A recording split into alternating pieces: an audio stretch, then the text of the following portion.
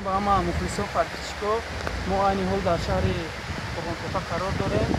ما باید یک تانک ژئو کنیم که و برای پرپیچکو مخلصان معقول شود. مقصد ما سندی 91 یک ساعت می شود که همونجا داریم. ما بریم با همون شخص یک پرانک کنیم که میترسه یا نمیترسه. چی گفتی سامان جان؟ با جو شکل کامرای ما اسکرین و یکون نشاناتی بفهمم.